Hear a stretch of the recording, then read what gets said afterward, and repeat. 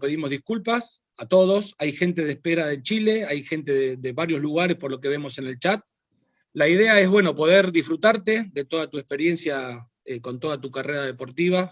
Para mí sos el más ganador y una gran persona. Te vamos a hacer algunas preguntas. Hay chicos, hay chicas, hay entrenadores presentes, hay dirigentes, por lo cual tenemos ya una guía previa de algunas preguntas que tenemos, y las personas que te quieran ir preguntando, vamos a ir anotando en el chat algunas preguntas a ver si hay tiempo. Así que, bueno, te damos la bienvenida y te damos el primer pase a vos para que hables con la gente. Bueno, muy buenas noches, muchísimas gracias, Ale. Créanme que me han hecho sentir como Ricky Martin. Vamos a tener que hacer otra función más. Un poco siempre mi primer comentario es también de agradecimiento, porque en definitiva vamos a terminar hablando de lo que es nuestra pasión, en este caso el básquetbol. Inserta esta disciplina y todas las disciplinas que se practican en un club, e incluso movimientos culturales, todo. Inserto en la verdadera célula, en la verdadera célula, como digo yo, de lo que ha sido motivo de mi experiencia y de la conquista de tantas cosas con nuestros equipos, que es el club. Esa institución que para mí es un templo, realmente fogonea a diario lo que es la moral de las personas. Y cuando me refiero a la moral, me lo asocio directamente con los valores. La imagen del club ya mucho tiempo a esta parte no solamente deja de ser una imagen, sino son hechos. Dejó de ser de pronto esa institución o ese templo donde se contiene, sino que ya pasó a tener, para mí, un aspecto educativo por excelencia. Por eso, tal vez es agradecerle a esa célula, agradecerle al club, porque y a la gente, a los Quijotes, como les digo yo, a los Quijotes dirigentes que son capaces de generar que esa puerta del club se abra. Parece una cosa sencilla, pero no. Estos últimos 3 meses estuve muy cerca del club donde yo me inicié acá en Córdoba, hoy conducido por exjugadores que me tocó dirigir en aquella época, un club que me puso a mí la vitrina del básquetbol de Córdoba, y creo que pensé que era hora de devolver cosas. Entonces me acerqué para colaborar en el funcionamiento del club, que honestamente basquetbolístico, el básquet es la principal disciplina y todo, pero bueno, y ahí me acerqué a lo que es el día a día del club, y realmente salía con muchísima energía, y constaté algo que yo tenía en un marco teórico, que el ser argentino tiene el ADN, el club. En su ADN está presente el club. Creo que estoy convencido, porque vamos a llegar a incluso a hablar de muchas distinciones, muchos valores donde el compromiso para mí es uno de los pilares, ¿no? Eso también se edifica, eso también se desarrolla, se crea, se estimula, y el club es un ambiente, es un tamiz donde se va edificando ese compromiso. Con ejemplos claros, con ejemplos muy claros, porque de pronto pensamos que un joven, un niño, no está observando, pero sí está observando como un papá o como un dirigente se está esforzando para lograr un juego de camiseta nueva, o se está esforzando para llevarlo a un determinado lugar a jugar. Pequeñas cosas, pero en esencia que tienen muchísimo peso en la construcción de este elemento de compromiso. Y es lógico, y también he valorizado y he recordado el valor por el color de esa camiseta. Y todos dicen, ¿cómo? Eso se edifica, eso se crea. Así como enseñamos un dribbling o un pase, todo este tipo de distinciones, tenemos la obligación de fomentarlas, de desarrollarlas, de apoyarlas, tener la capacidad de desafiar. Digo, por ejemplo, les decía a los muchachos que estaban en este club, le digo, tenemos que crear la cultura de disfrutar el esfuerzo. Seamos capaces de disfrutar el esfuerzo. No importa las categorías, lógico. Esto está sustentado por una preparación coherente de los educandos, de las partes que intervienen en ese proceso de cambio de conducta, de ampliar el campo de acción, esa preparación, ese conocimiento. Pero estimo que la gran llave de este disfrute del esfuerzo nos va a permitir ir viendo y palpando, haciéndolo saber a nuestros dirigidos, a nuestros jóvenes, a nuestros alumnos. Es más, a nuestros profesores, caso de dirigentes, profesores, es más, profesores dirigentes, alumnos dirigentes, profesores, una comunión de comunicación que va a agrandar indudablemente el verdadero capital que tenemos, gente. Hay un mero capital que no pasa por un resultado deportivo, no pasa por una capacidad tal vez de transmitir, y no estoy hablando de pocas cosas, ¿no? El verdadero capital que tenemos son los valores de las personas que tenemos. Es el verdadero capital. Todo lo demás son pelotas, muebles, cosas frías. Por eso hay que cuidar mucho ese capital. Donde yo mencioné la palabra preparación, donde tenemos que tener la humildad y el hecho vulnerable de seguir preparándonos. Cuando dejas de prepararte, cuando dejas de aprender, cuando dejas de tomar desafíos, es imposible que puedas transmitir algo. Entonces, somos lo que, yo digo, somos lo que cotidianamente hacemos. Si nosotros vamos a proponer, por ejemplo, jugar como entrenar, lo llevamos más a un terreno deportivo. Si vamos a jugar como entrenamos como jugamos, ¿sí? Donde aparece este disfrutar del esfuerzo con el elemento que nos va a permitir tener los objetivos al alcance de la mano, ser inteligente en el grado de conducción del respeto que tenemos que tener por esa materia prima que mencioné, de acuerdo a sus capacidades, de acuerdo a sus personalidades. Yo hablo mucho también del grado de percepción que tenemos que tener dentro de la institución para ver el comportamiento que existe de las personas que intervienen, en este caso en el club, o ya sea en un entrenamiento o en una sala.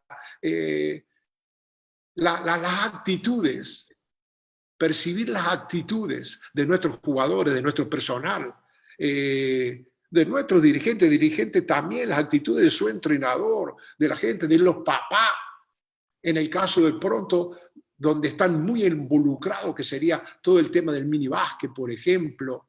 Las actitudes son, para mí, reflejan el real pensamiento de las personas. Y sobre todo cuando nos toca competir. Ahí para mí aflora la naturaleza, donde el conductor, el entrenador, el profesor, maestro, interviene coherentemente, intentando percibir este tipo de cosas. Estos conceptos que le estoy mencionando ahora no están, yo creo, no están en ningún libro, no en absoluto. Yo se los cuento porque me he dado cuenta que más allá de los resultados obtenidos por alguien o por algo o por un equipo, lo que cuenta es la experiencia vivida.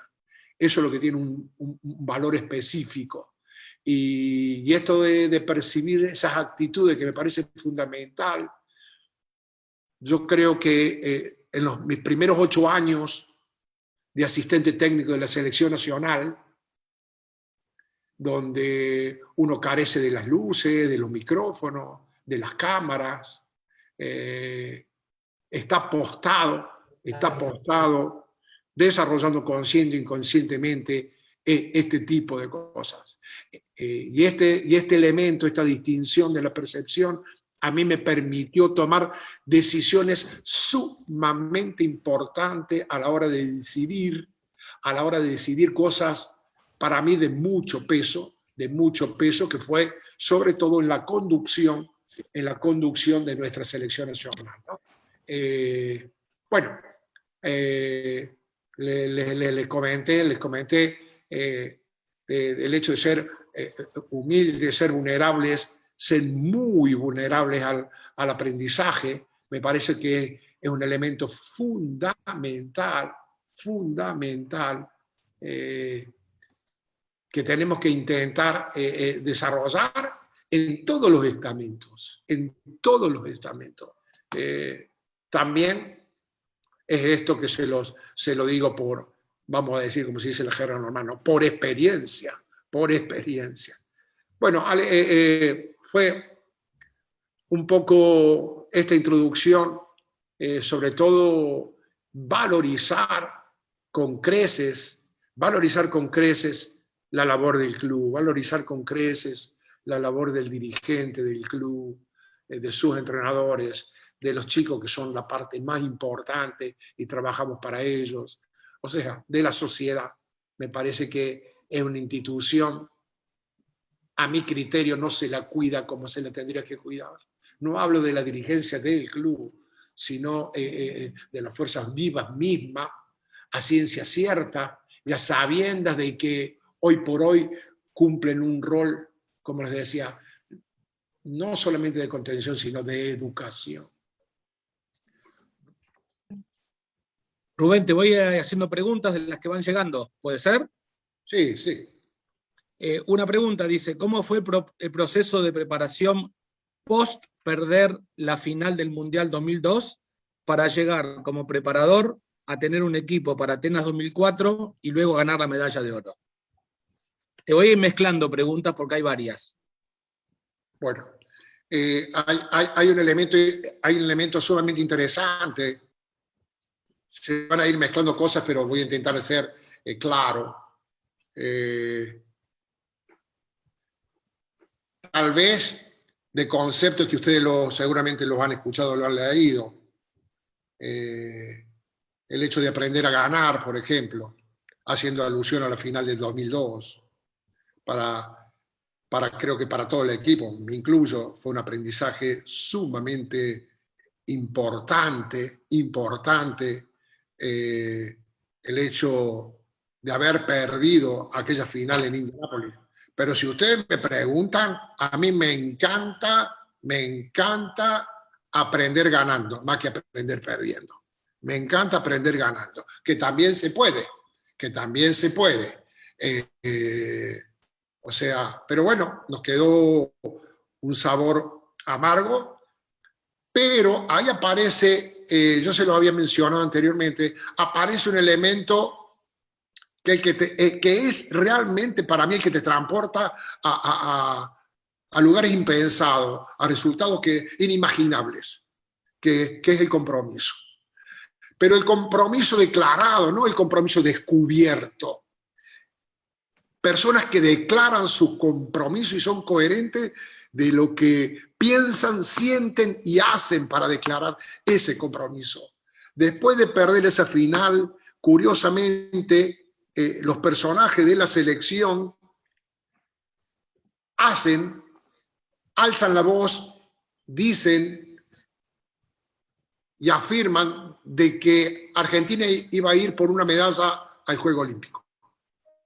No, o sea, creo que no sé si no correspondía, pero no decían de qué color. Pero ellos declaran compromiso que iban a buscar el podio en Grecia 2 años antes. Esto, indudablemente, no solo que reconforta, sino que, les digo, individualmente, estos muchachos, ¿por qué les digo individualmente? Para que lo entiendan. Porque ellos están prácticamente 10 meses con sus clubes o franquicias y 40 días, 45 días dentro de una selección. Hoy mucho menos, ¿no? Entonces, se prepararon. Totalmente, yo hago una distinción muy grande entre lo que es estar listo y estar preparado. ¿Quién no quiere jugar en la selección nacional? De 100 participantes hoy, 99, y ese uno es porque está lesionado, no puede, pero los 99 quieren jugar en la selección nacional, están listos para ir, pero están preparados para jugar. Entonces, yo creo que esas declaraciones de compromiso están avaladas por esa preparación que en definitiva la selección nacional usufructó en el buen sentido en los torneos venideros y en aquel Juego Olímpico. O sea, me parece que con ese compromiso nosotros edificamos lo que fue después, primero la clasificación durísima a los Juegos Olímpicos en Puerto Rico y después el torneo mismo en Grecia. Bien, voy salteándote por preguntas, hay un montón, Rubén. Ya tenemos 141 personas, así que esperemos llegar a la mayoría. Preguntan, te voy a mezclar 2 preguntas en una. Dicen, ¿cuál fue tu iniciación como DT, como entrenador? ¿Y cuál es tu trayectoria académica? Te las mezclé. No, vamos a empezar primero por lo que a mí me gusta. El otro día me preguntaban, ¿me puedes decir, para una charla, me decían, ¿cómo querés que te presentemos? Presénteme como profesor de educación física, con eso me basta. Lógico que todo el mundo quiere poner campeón olímpico, subcampeón del mundo, pero ¿a qué voy? Yo creo que mis bases están sentadas ahí. Primero en la educación, sin lugar a duda, y dentro de la educación, en la educación física, sin lugar a duda, siendo un agente, una herramienta, el básquetbol, que me permitió a mí ir delineando un camino que, llegado el momento, tuve que tomar decisiones, puntos de inflexión en mi vida como profesor, tomar decisiones importantes de en qué camino se iba a seguir. Si iba a seguir directamente en la docencia, horas cátedras, para que lo entiendan. Yo creo que el que es docente, así esté donde esté, va a seguir siendo docente, o dedicarme al básquetbol profesional. Bueno, tan mal no me fue, me dediqué al básquetbol profesional, pero puntos de inflexión en las carreras de las personas, donde uno toma decisiones y, lo más importante, se hace cargo de las circunstancias, de las decisiones que toma. Yo empecé con esta historia del básquetbol. Primero, yo no quería ser entrenador de básquetbol. Yo le cuento a la gente que quería ser profesor de básquetbol. No sé dónde está eso escrito, pero solamente profesor de básquetbol. Así que yo quería ser profesor de básquetbol. ¿A dónde empieza mi historia? Con un proyecto, después de recibido de profesor de educación física, con un proyecto en un colegio religioso para una escuelita de deporte donde el básquetbol iba a ser el pilar. Así empezó mi historia. A lo que voy acá, lo interesante de esto es que le digo a todos los entrenadores jóvenes que están, ustedes son agentes multiplicadores, no esperen que les vengan a golpear la puerta, menos en estos tiempos. Sean reactivos a la situación. Si yo hace 40 y pico de años conseguí movilizar esto, mucho más ahora. Entonces, con una hoja y un proyectito en un colegio, monté una escuela de básquetbol increíble. ¿Por qué no se puede hacer? O sea, ese fue mi inicio y después fue de venir de clubes, no muchos, pero básicamente eso. Va otra, Rubén. Esta, creo que la última parte no la vas a responder, porque no creo que hables de la persona, de un jugador, pero otra pregunta es, ¿considerás que Escola es el mejor jugador de la selección argentina y qué opinas de él como jugador y como persona? No creo que vayas a hablar como persona, pero eso te lo dejo a tu decisión. No, me parece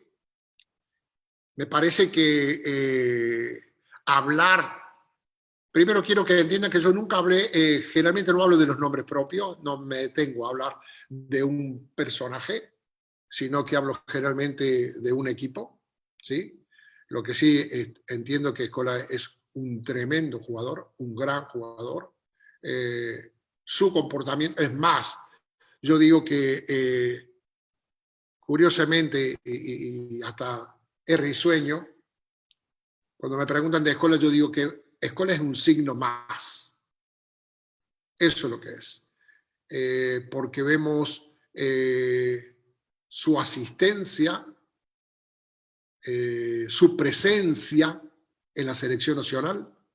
Ha sido, creo que de los 14 años, 15 años, ininterrumpidamente, con hechos muy curiosos. Por ejemplo, cuando jugó en Japón, que fueron a Japón, se tomó un vuelo, no sé cuánto tiempo demoró y pasó directo a Neuquén.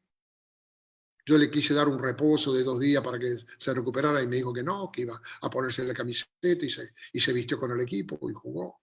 O sea, es un signo más. Como persona dentro del ámbito de la selección, ha tenido un comportamiento, creo que bastante importante. Es un jugador pro, es un personaje pro, siempre apoyando a la selección. Creo que no hay mucho más para hablar, ¿no? ¿Cómo valoro yo un jugador de selección nacional? No solamente por lo que produce dentro de la selección nacional, sino también por lo que veo en su currículum. Y si vamos a hablar de currículum, y eso que a mí me ha tocado, tuve la fortuna de dirigir grandísimos jugadores nacionales, Milanesio, Campana, Oseira, grandísimo, en Brasil mismo, por ejemplo, pero sin lugar a dudas que Ginóbili es un poco el jugador que creo que tiene ese galardón, ¿no? Otra pregunta, Rubén, vos que tenés mucha humildad, porque sos un tipo humilde, sos muy trabajador, y pasaste por los mejores, que lo tuviste a Manu Ginóbili, por ejemplo, de chiquito y lo tuviste de grande. Una pregunta que va relacionada a eso es, ¿qué mensaje le podés dejar a los entrenadores a la hora de ser formadores de jugadores? Del deporte que sea, porque acá tenés gente de cualquier deporte, no es solamente básquet. Sí, yo creo que mencioné el pensar, sentir y actuar. Creo que se los mencioné en la parte inicial de la charla. Creo que esa coherencia de la persona que está al frente de un grupo, de que tenga de lo que diga con lo que hace, me parece fundamental. Y yo también valoro muchísimo, que creo que también es digno de destacar, es levantar la mano y decirle a su dirigido, yo me equivoqué. Como que es cierto, no podemos estar toda la semana, todos los días de la semana levantando la mano, yo me equivoqué, porque duras 15 días en el trabajo y te echan, ¿no? Lógico. Pero a ciencia cierta hay un criterio errado de pensar que decir el responsable soy yo, por ejemplo, o yo me equivoqué en esto, discúlpame, que nos engrandece como conductores. Eso lo firmo, nos engrandece, porque nos pone en una situación de un ser humano, con sus aciertos y con sus errores. Me acuerdo de un partido de incluso el Juego Olímpico, les cuento esta anécdota porque es muy curiosa. Yo mando atemporalmente una acción defensiva y el equipo yugoslavo nos mete un triple y Montequias un poco se se autoevalúa él, responsabilizando él de lo que había pasado en esa situación. Y camino al vestuario le digo, Alejandro, tranquilo, quédate tranquilo que el responsable soy yo. Y era así, porque me dice, mi decisión táctica fue atemporal, totalmente fuera de tiempo, y lo dejé expuesto al equipo y fuimos víctimas de una acción. Él, lo que pasa es que tiene la grandeza de responsabilizarse él, pero en esencia, el responsable directo había sido yo. Entonces, este tema de levantar la mano o manifestarse, creo que también es sumamente interesante. Sin dejar de lado la preparación. Cuando dejas de aprender, dejas de enseñar. Eso está clarísimo, está clarísimo. Va otra, preguntan, tengo algunas picantes, ¿eh? Hay una que dice, ¿qué te marcó a vos en tu carrera el torneo de McDonald's?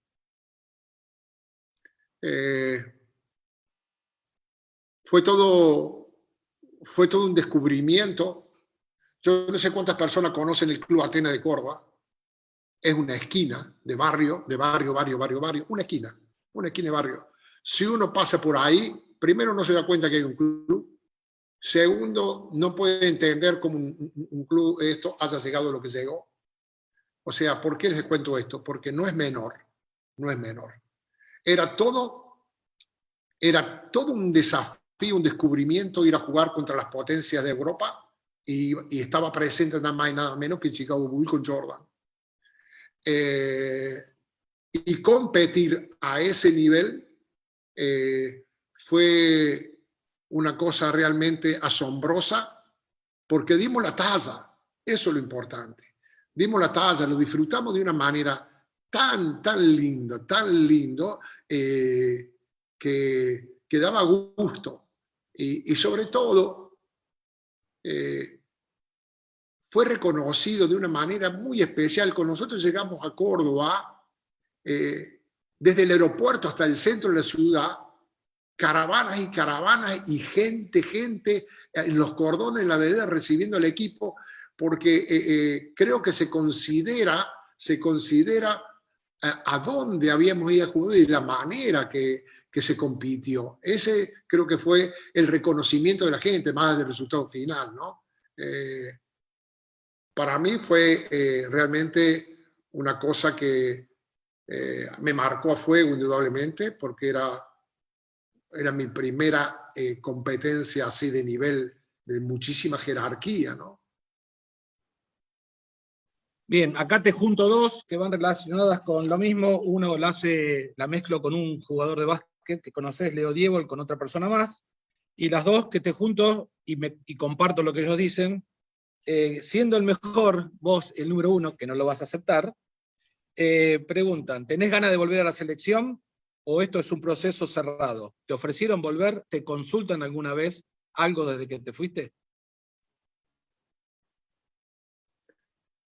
Si hay algo que aprendí yo en la vida esta, que decía de ese punto de inflexión de decidirme ser entrenador y todo, indudablemente que uno ha tenido cantidad de aprendizaje, ¿no?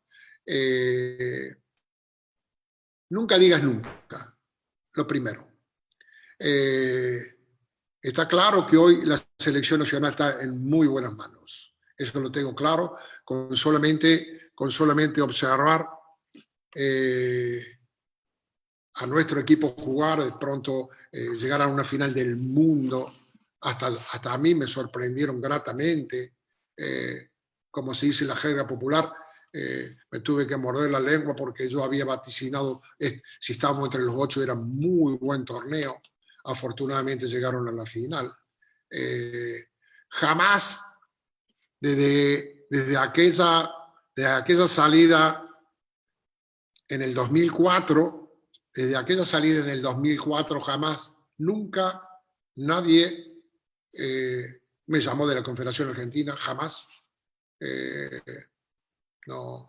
Es más, creo que hubo acciones bastante, digo, no me acuerdo del término que yo usé, pero te diría hasta injusta. No, que digo, hago las aclaraciones, no porque yo tenga que ser elegido, no, para nada. Ah, sí, considerado. Sí, me parece considerado, e incluso porque habían hablado conmigo ya de entrar en una terna de entrenadores para elegir el futuro entrenador de la selección. Yo no fui considerado, desconsiderado totalmente. Bueno, los dirigentes están para elegir, así que así fue la historia mía en la selección. No. Creo que podría haber aportado, sobre todo por aquella experiencia que les mencioné al comienzo de la charla, ¿no?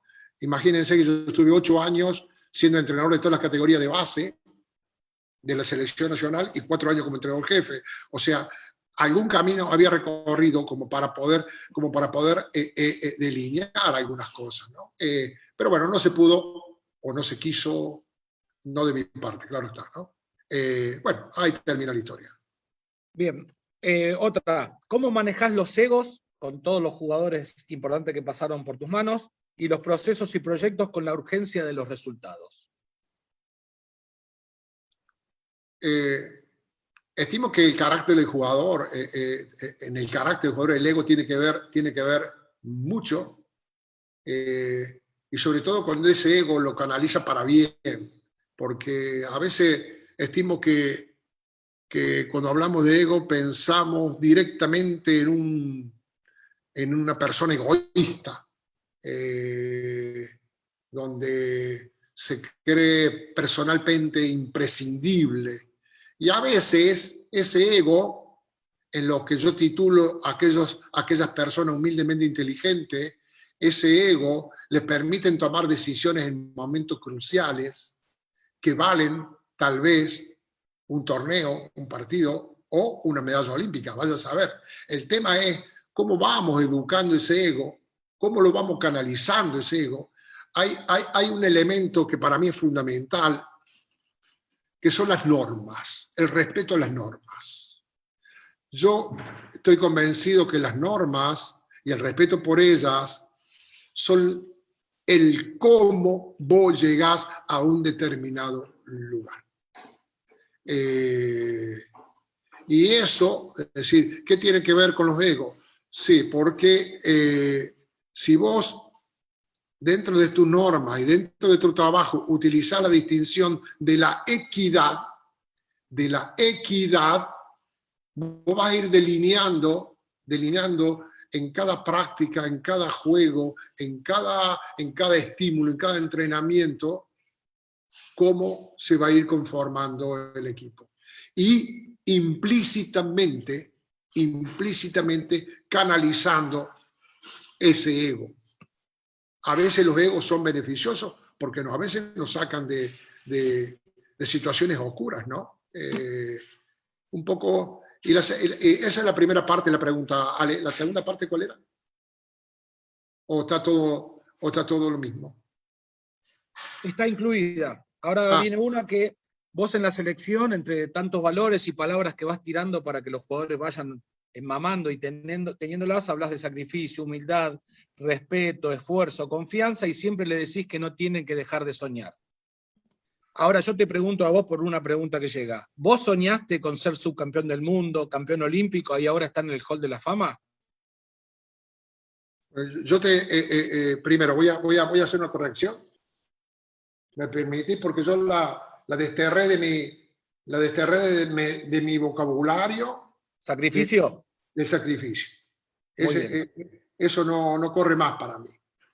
Por eso remarco y con colores la palabra del esfuerzo, no del sacrificio.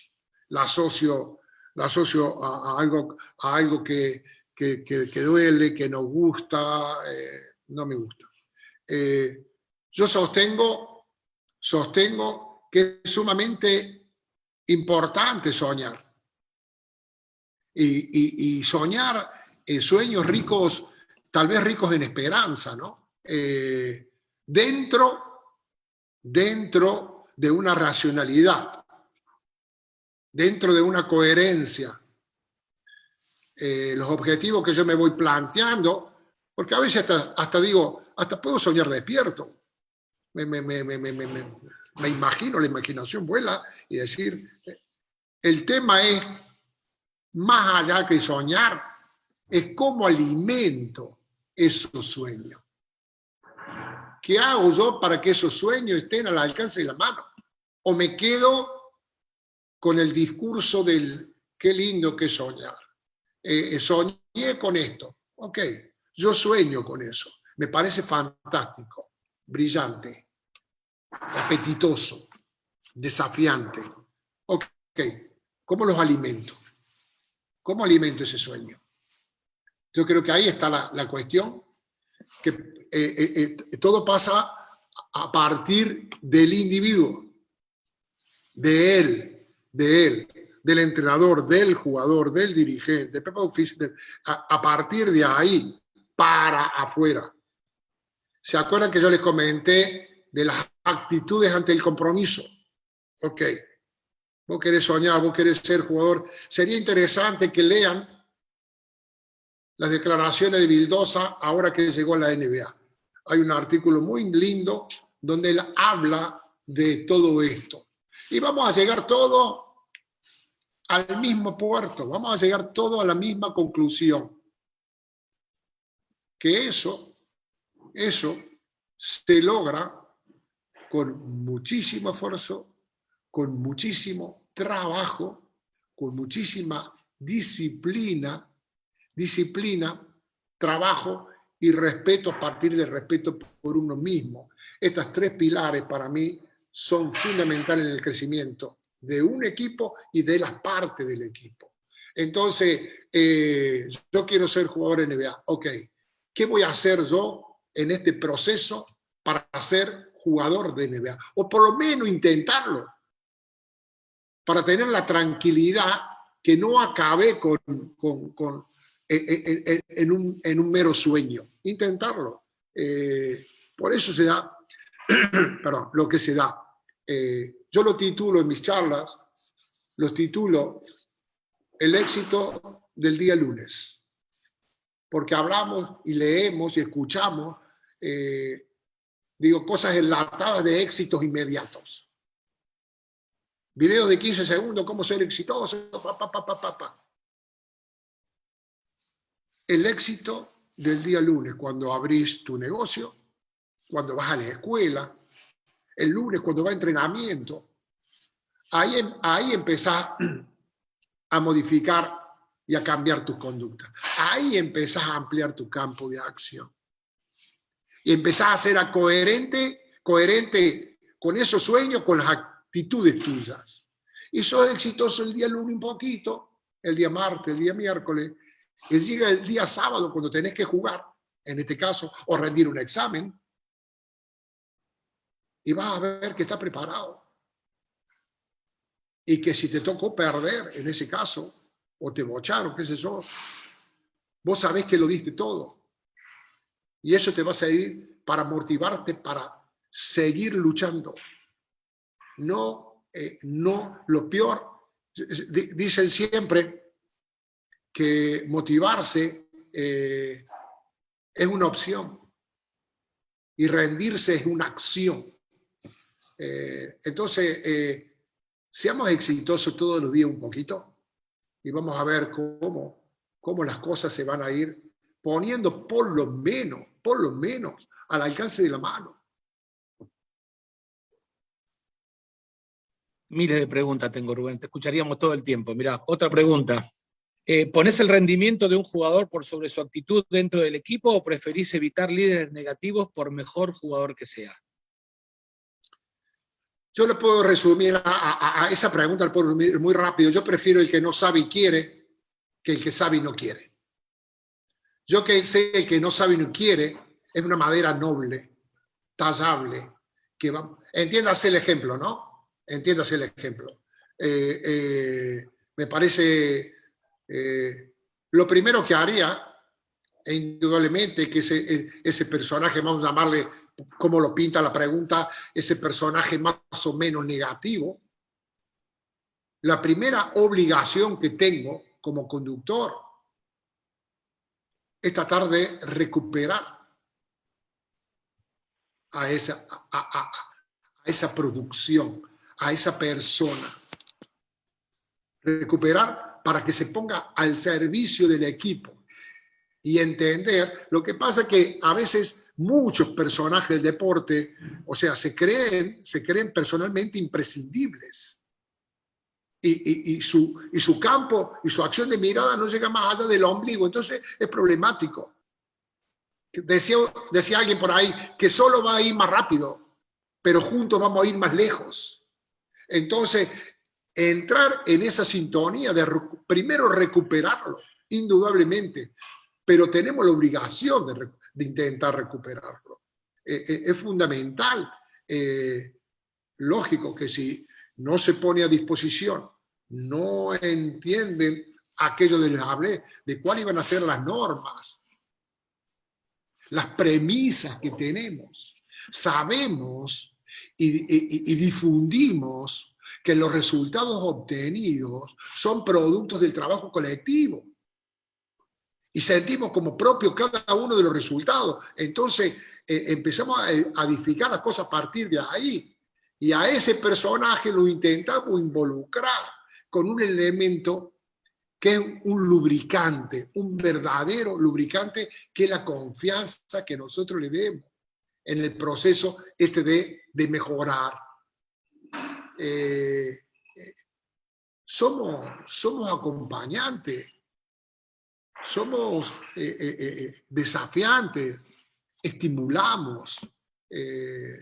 Creo que hay una cantidad de valores que vamos haciéndonos ver, ¿no? En el buen sentido.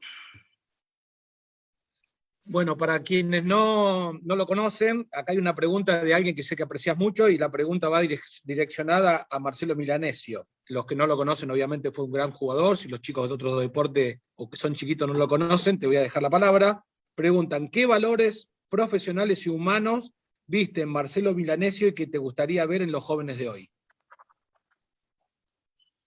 Es claro que ante este tipo de preguntas vamos a ser reiterativos en algunas cosas, pero merecen ser mencionadas.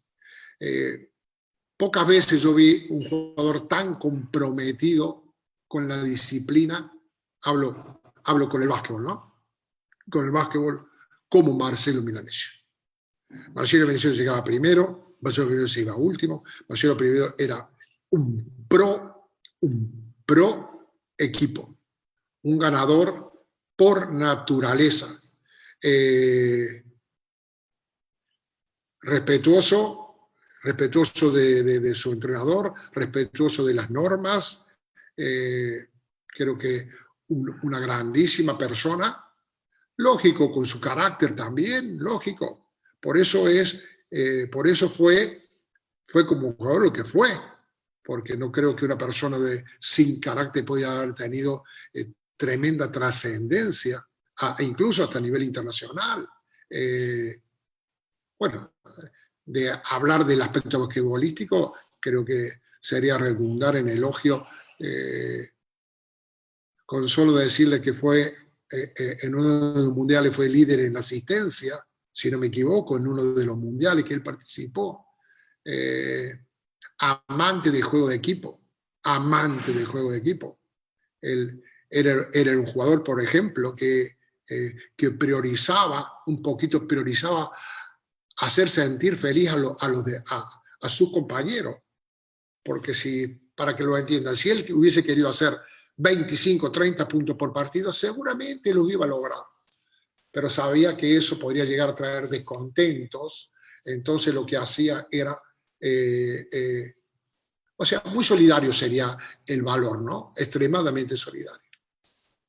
Bien, te voy a ir mezclando preguntas porque no nos queda mucho tiempo, porque no te queremos abusar tampoco de tu tiempo familiar, y te voy a mezclar preguntas.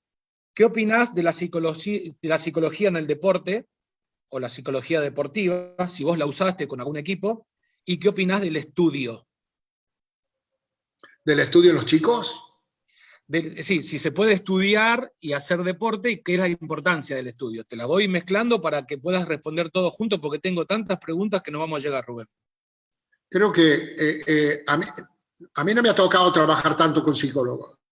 Es más, mi primera experiencia con psicólogos fue en Brasil, con una experiencia positiva, a pesar de que tenían mis bemoles, y fue conversado con las psicólogas en ese momento.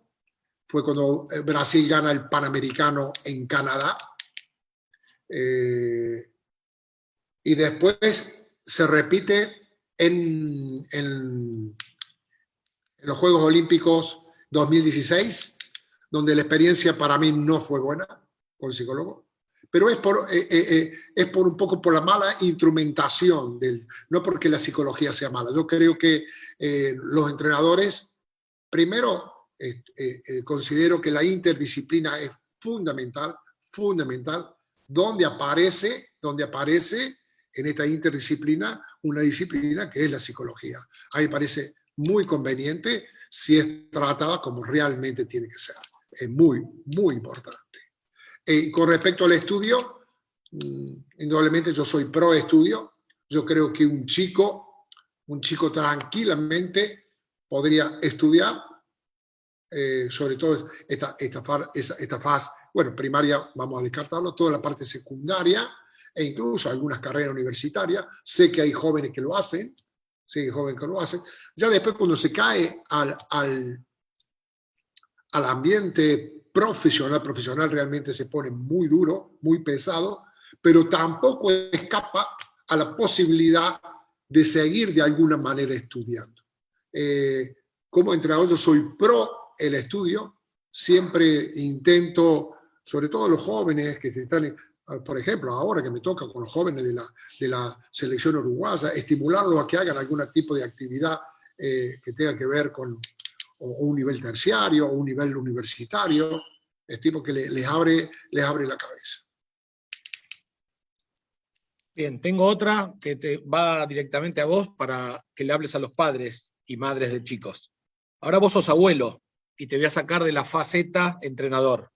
¿Qué mensaje le podrías dejar a los padres y chicos padres y madres de chicos que empiezan con el deporte y esperan de su hijo o de su nieto o de su sobrino que venga un Ginóbili, que venga un fenómeno, y ahora vos con tu mirada de abuelo, ¿cuál es tu mensaje?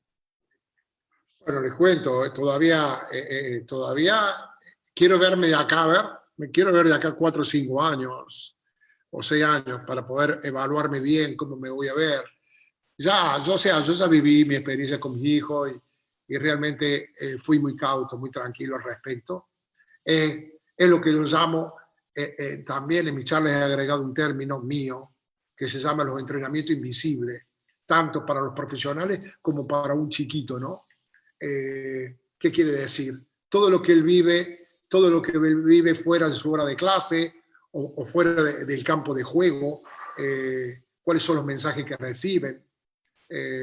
Hay que estar muy atento a eso, porque a veces es extremadamente contraproducente a tempranas edades estar hostigando con mensajes poco convenientes con respecto a lo que mencionabas. Sucede en el fútbol con Messi o con Maradona en la época, sucede con el tema, seguramente va a suceder ahora con Campazzo y así. A mí me parece extraordinario. Vuelvo a tomar la imagen y el retrato de esta llegada al club a Hindú en estos meses que pasaron y ver las clases de mini básquetbol y ver las tribunas con los papás acompañando a sus hijos. A mí me parece extraordinario.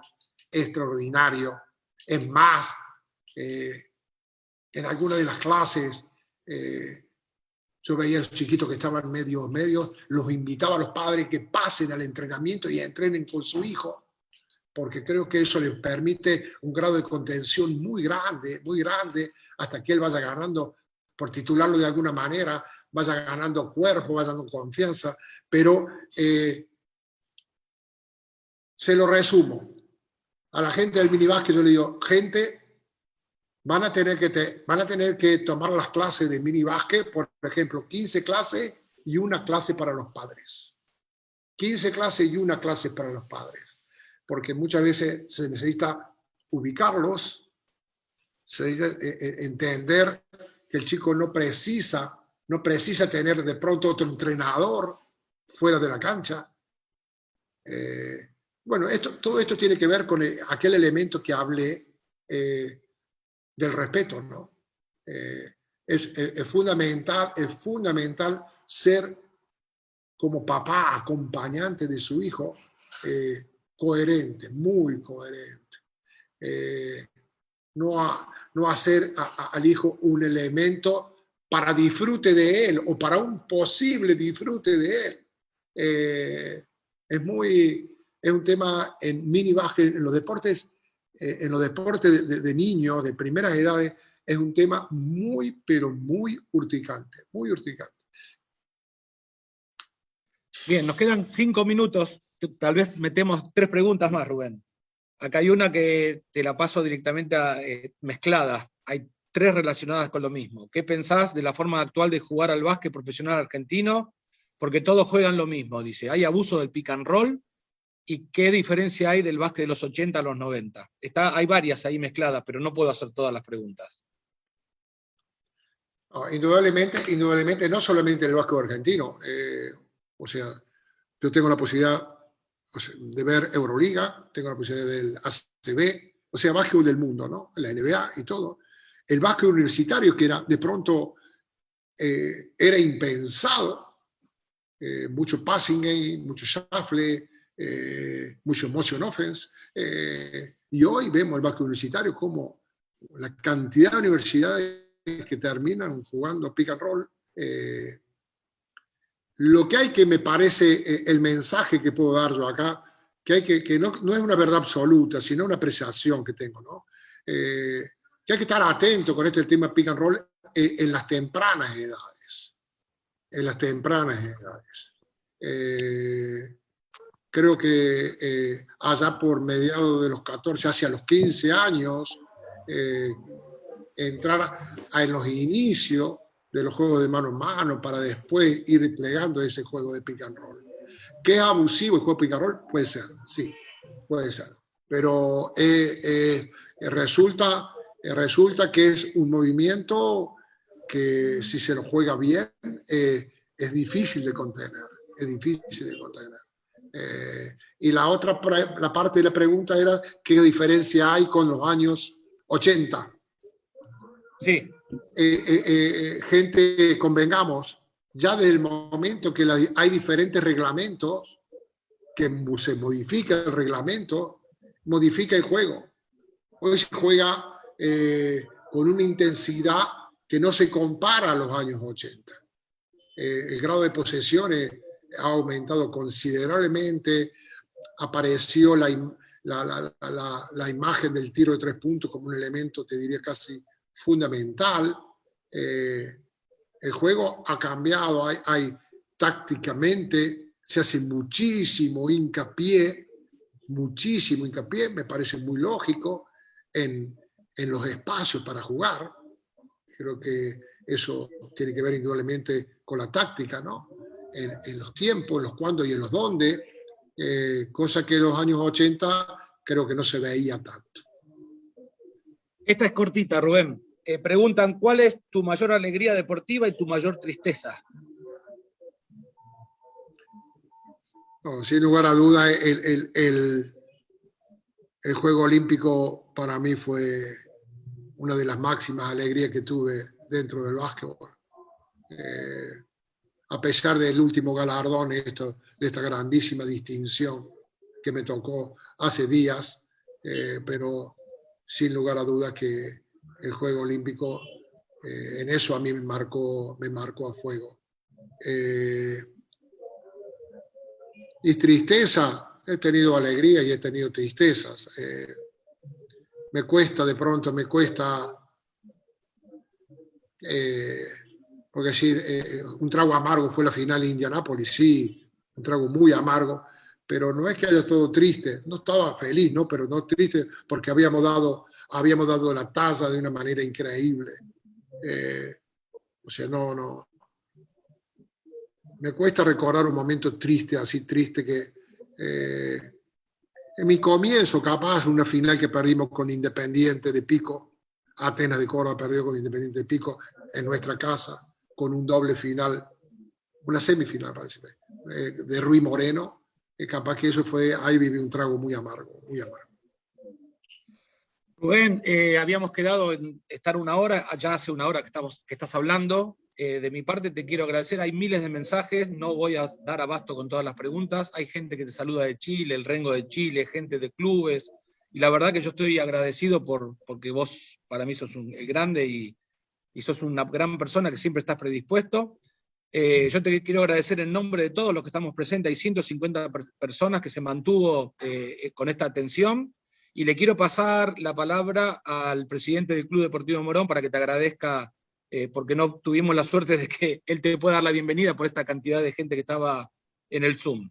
Así que, Conejo, si podés ingresar y darle el cierre para Rubén, y yo de mi parte, Rubén, mil gracias, todo el mundo está poniendo gracias. Hola Rubén, buenas noches, saludos a todos. La verdad, en un principio de la charla de tu exposición, dijiste que te gustaba que te recordaran como el profe de educación física. Y la verdad, nos ha llenado, nos ha transmitido tu experiencia. Es un honor para nosotros escucharte. Sos un maestro de la enseñanza como docente.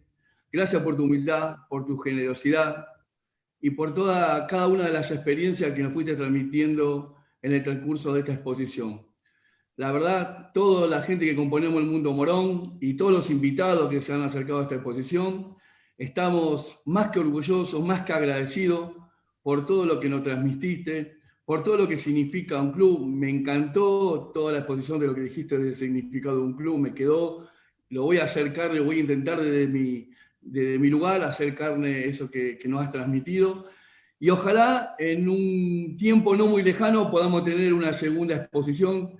Creo que mucha más gente merece escucharte, creo que mucha más gente necesita de escuchar a maestros como vos, y una vez más te digo, en el nombre de todo el Deportivo Morón, muchísimas infinitas gracias por todo lo que nos has dado. Bueno, muy, muy amable, muy amable. Gracias por la audiencia, gracias por acompañarnos. Como dije en una frase ahí, somos agentes multiplicadores, somos facilitadores de éxito. El éxito es en el día lunes, en el común de la gente. Y qué mejor herramienta que el deporte, qué cosa más saludable. Gente, hay que de alguna manera recuperar la moral sustentada en valores. Hay que trabajar para eso, para que tengamos una sociedad un poco más linda, más sana. Vamos a trabajar para eso. El desafío es ese. Les mando un abrazo enorme. Grata experiencia haber estado frente de ustedes, ¿no? Hasta cualquier momento. ¿Vale? Gracias por la invitación. Gracias a vos, Rubén. Hay gente de Bolivia, de Puerto Rico, de Chile, del país, de todas las provincias, de Río Gallego, de Marcos Juárez, mira, de un montón de lugares, así que, y obviamente de la zona oeste de acá de Morón. Así que mil gracias, Rubén, y la verdad que aprendemos todos los días con vos. Gracias. Chao. Chao. Gracias, Rubén. Chao, chao, chao, chicos. Chao. Chao. Chao, chiquito. Chao, chiquito.